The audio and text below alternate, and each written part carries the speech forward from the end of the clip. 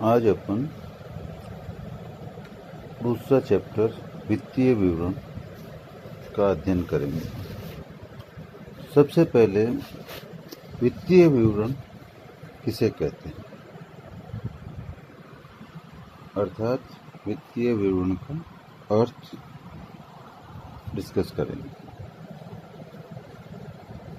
लेखांकन की 3 अवस्थाएं होती हैं: प्रारंभिक लेखा, वर्गीकरण और सारांश। तो लेखांकन की जो अंतिम अवस्था है, सारांश अवस्था, वो ही वित्तीय विवरण कहलाती है। संयुक्त स्कंद कंपनियों को अपने वित्तीय विवरणों को प्रकाशित करना होता है। इस दृष्टि से इन्हें प्रकाशित लेखे भी कहते हैं। वित्तीय विवरणों में लाभ हानि खाता, चिट्ठा तथा इनसे संबंधित अनुसूचियां जैसे देनदारों और लेनदारों की सूची, स्थायी संपत्तियों की सूची, संचयों की सूची, विकृत माल की सूची शामिल की जाती है। कंपनी अधिनियम के अनुसार प्रकाशित लेखों में लाभ हानि खाता, चिट्ठा, रोकड़ प्रवाह विवरण, संचालकों का प्रतिवेदन, अंकेक्षक का प्रतिवेदन तथा अध्यक्षीय भाषण शामिल किए जाते हैं। विभिन्न विद्वान लाभ हानि खाते के स्थान पर जो दूसरे विवरण पत्र बनाते हैं, उन्हें आय एवं व्यय का विवरण या आय विवरण या अर्जित आधिक्य विवरण या आय लेखा या संचालन का विवरण आदि भिन्न भिन्न नामों से जाना जाता है। अब वित्तीय विवरण के प्रकार, टाइप्स और कंपोनेंट्स ऑफ फाइनेंशियल स्टेटमेंट। सामान्यतया वित्तीय विवरणों के अंतर्गत निम्नलिखित विवरण पत्रों का अध्ययन किया जाता है, जिसके आधार पर एक संस्था की गत वर्ष की गतिविधियों तथा भावी विकास के बारे में पूर्वानुमान लगाए जाते हैं। सबसे पहला है लाभ हानि खाता, दूसरा है चिट्ठा, तीसरा है प्रति अंश आय विवरण, चौथा है संचालकों का प्रतिवेदन, पांचवा है अंकेक्षक का प्रतिवेदन और लास्ट छठा है अध्यक्षीय भाषण। तो सबसे पहले लेते हैं लाभ हानि खाता, प्रॉफिट एंड लॉस अकाउंट। एक निश्चित लेखा अवधि में अर्जित लाभ या उठाई गई हानि को ज्ञात करने के लिए इसका निर्माण किया जाता है। इसे खाता प्रारूप अकाउंट फॉर्म या विवरण प्रारूप स्टेटमेंट फॉर्म में भी बनाया जा सकता है। विवरण प्रारूप में बनाने पर आवश्यक अनुसूचियां, शेड्यूल्स बनानी होती है। इनको परिभाषित करते हुए विभिन्न विद्वान इनके लिए अलग अलग अपने विचार रखते हैं। रॉबर्ट एंड एंथोनी ने लाभ हानि खाते के बारे में लिखा है कि किसी लेखा अवधि की आगम संबंधी मदों, व्ययों की मदों तथा इनके अंतर का सारांश प्रदर्शित करने वाला लेखा विवरण ही आय या लाभ हानि खाता या अर्जित विवरण या संचालन का विवरण कहलाता है। लाभ हानि खाता प्रबंधकों के लिए लागतें नियंत्रित करने के साथ साथ कम लागत पर अच्छी किस्म की वस्तु का निर्माण कराने में सहायक होता है।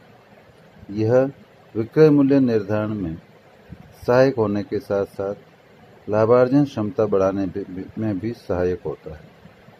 संस्था में अल्पकालीन या दीर्घकालीन विनियोग करने वाले पक्षकार, चाहे बैंक हो या और कोई दूसरे ऋण पत्रधारी या अंशधारी हो, वे भी लाभ हानि खाते को ध्यान में रखते हुए लाभार्जन क्षमता की जानकारी प्राप्त करके व्यापार में राशि विनियोजित करने के बारे में निर्णय करते हैं। लाभ हानि खाता सरकारी विभागों के लिए भी काफ़ी महत्वपूर्ण होता है, क्योंकि आयकर तथा माल व सेवा कर के निर्धारण में इसकी सहायता ली जाती है। व्यवसाय के लिए लाभ हानि खाता काफ़ी महत्वपूर्ण भूमिका निभाता है। यदि विभागानुसार लाभ हानि ज्ञात करना हो, विभागीय कुशलता, विभागीय उत्पादन लागत और विभिन्न विभागों और अधिकारियों की कुशलता की जानकारी प्राप्त करनी हो, तो विभागीय लाभ हानि खाते महत्वपूर्ण भूमिका निभाते हैं,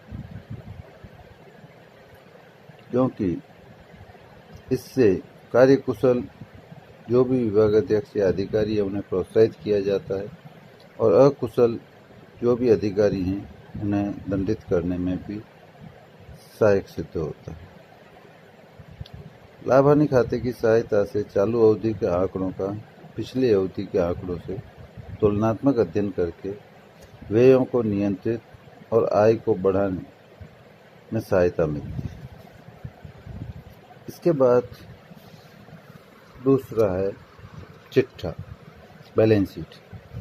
चिट्ठा व्यवसाय की एक निश्चित तिथि को वित्तीय स्थिति प्रकट करने वाला विवरण पत्र। इसे अकाउंट फॉर्म, खाता प्रारूप या स्टेटमेंट फॉर्म विवरण प्रारूप में किसी भी तरह से बनाया जा सकता है। विवरण प्रारूप में चिट्ठा बनाने पर आवश्यक अनुसूचियां मतलब शेड्यूल्स बनाई जाती है। संस्था के चिट्ठे से स्वामियों के अतिरिक्त बैंकर, ऋण पत्रधारी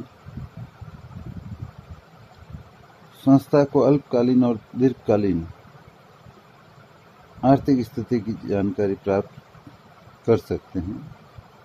विनियोजित पूंजी और उस पर होने वाले प्रत्याय के आधार पर लाभदायकता, प्रबंध की कुशलता का ज्ञान भी इसी से होता है।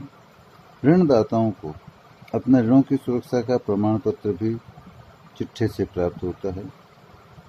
चिट्ठे में स्थिर एवं परिवर्तनशील लागत वाली पूंजी के मध्य पाया जाने वाला पूंजी दंतीकरण अनुपात भी ज्ञात किया जा सकता है,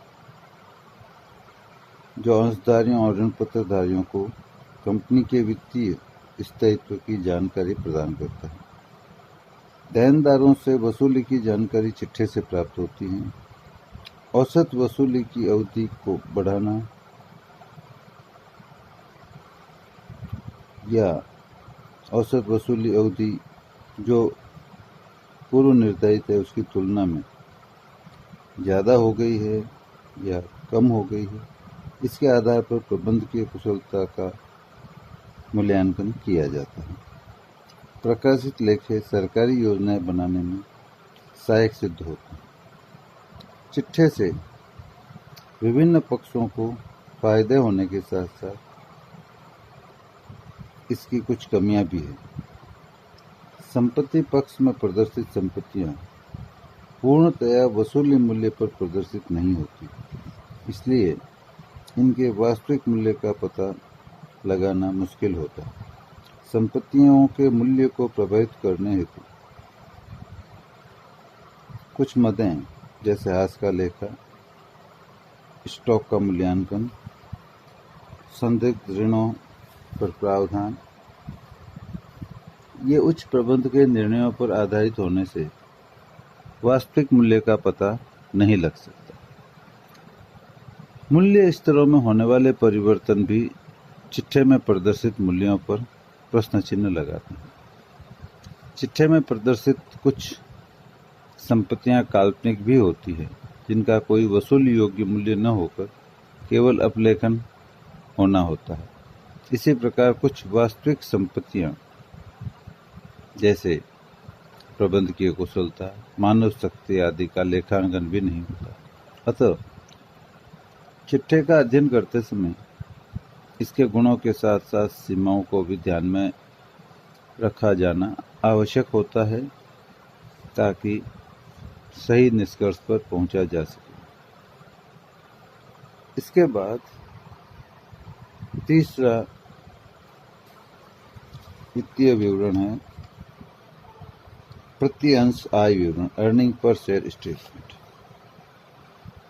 वर्तमान समय में प्रकाशित लेखों के अंतर्गत लाभ हानि खाता या आय विवरण, चिट्ठा, रोकड़ प्रवाह विवरण तथा प्रति अंश आय विवरण प्रस्तुत करना होता है।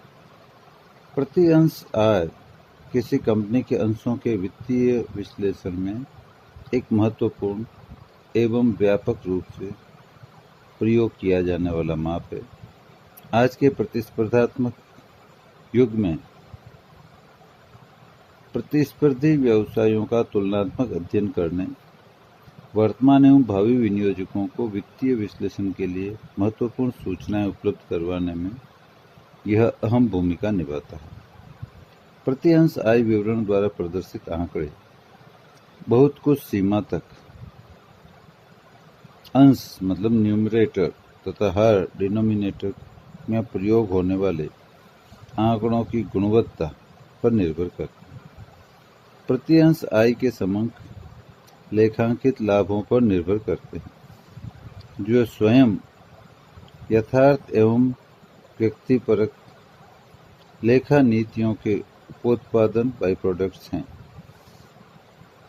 इसलिए हर अर्थात डिनोमिनेटर को संभवतः तर्कसंगत बनाने के लिए बृहद प्रयास करने की आवश्यकता है।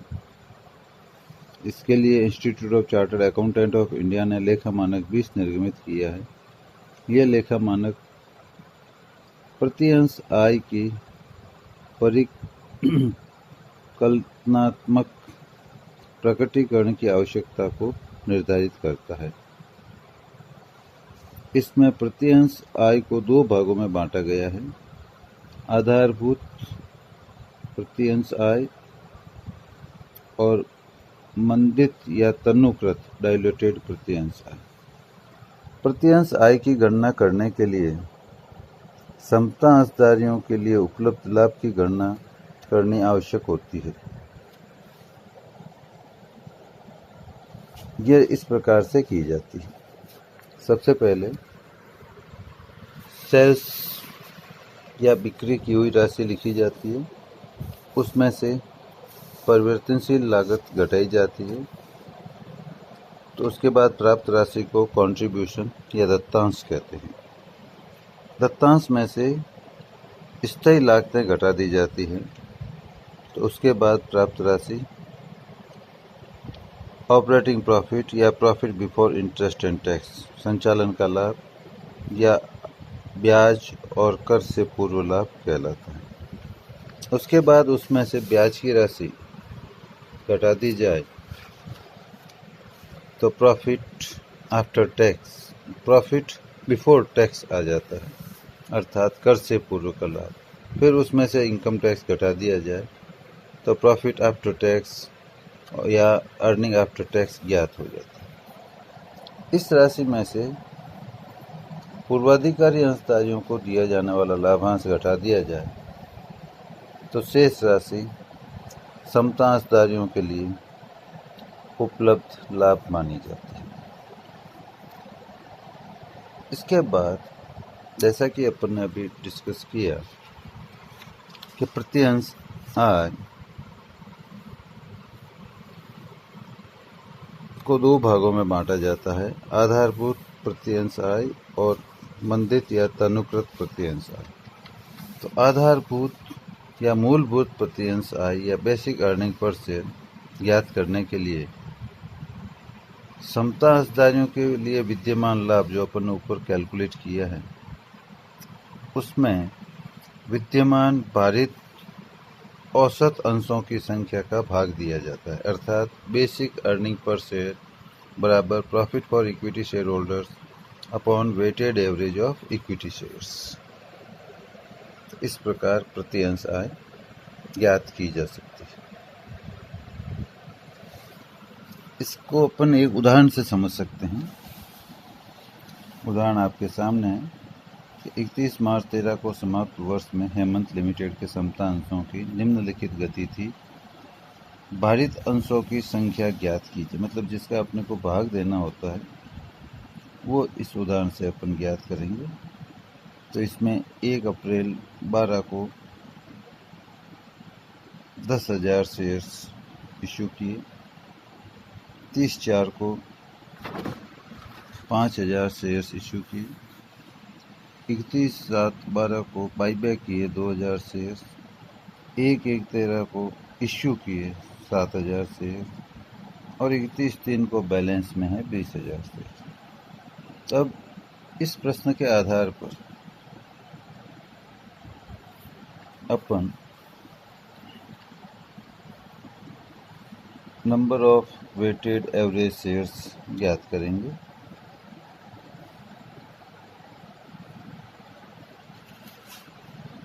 सबसे पहले डेट का कॉलम, उसके बाद particulars, shares issue, shares bought back, then outstanding shares. ये शेयर्स कितने महीने तक यूज हुए और देन दोनों ही ये लास्ट के 2 कॉलम को गुणा करके अंत में आउटस्टैंडिंग शेयर्स निकाल लेंगे। तो जैसा कि प्रश्न में दिया हुआ है 1 अप्रैल को बकाया शेयर्स थे 10,000, ये अपन ने तीसरे कॉलम में लिख दिए। बॉट बैक कुछ नहीं तो आउटस्टैंडिंग आ गए 30,000 शेयर्स, सॉरी 10,000 शेयर्स। अगला ट्रांजैक्शन है 30 अप्रैल का। 30 अप्रैल को इश्यू हुए हैं 5,000 शेयर्स, ये भी अपन ने तीसरे कॉलम में लिख दिए। बॉट बैक कुछ नहीं, आउटस्टैंडिंग शेयर्स हो गए 10,000 पहले वाले और 5,000 ये, टोटल हो गए 15,000।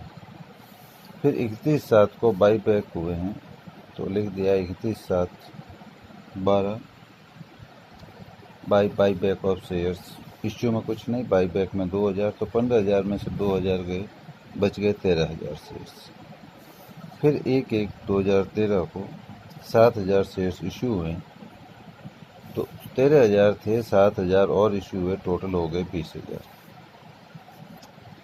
इसके बाद अगला ट्रांजैक्शन है 31/3/15 का, जब बैलेंस है शेयर्स का वो 20,000। अब ये शेयर्स जो आउटस्टैंडिंग शेयर्स अपन ने निकाले हैं 10,000, 15,000, 13,000, 20,000, तो इनके मंथ्स कैलकुलेट करेंगे, क्योंकि साल के शुरू में 1/4/12 को 10,000 शेयर थे, इसके बाद इश्यू हुए 30/4 को। 1/4 से 30/4 के बीच अवधि होती है 1 महीना, तो 10,000 शेयर 1 महीने तक रहे। 10,000 को 1 को गुणा किया तो टोटल 10,000 शेयर्स आ गए। इसके बाद 30 अप्रैल को 15,000 शेयर आउटस्टैंडिंग हो गए। अगला ट्रांजैक्शन है 31 जुलाई का। तो 30 अप्रैल के बाद मई, जून और जुलाई 3 महीने होते हैं, तो 15,000 शेयर्स आउटस्टैंडिंग रहे 3 महीने तक, तो 15,000 इंटू 3 45,000 हो गए। उसके बाद अगला ट्रांजैक्शन है 1 जनवरी का। तो जो 13,000 शेयर्स बैलेंस में रहे ये 31/7 से 1 जनवरी तक रहे, तो अगस्त, सितंबर, अक्टूबर, नवंबर और दिसंबर। 1 जनवरी को तो इश्यू हो गए, तो ये 13,000 रहे 5 महीने तक, तो 13,000 इंटू 5 65,000 शेयर्स हो गए। और लास्ट में जो 20,000 शेयर हैं वो रहे 1 जनवरी से 31 मार्च तक 3 महीने तक, तो 20,000 इंटू 3 60,000 हो गए। इस प्रकार टोटल महीने 12 हो गए और टोटल आउटस्टैंडिंग शेयर्स हैं वो आपके 1,80,000।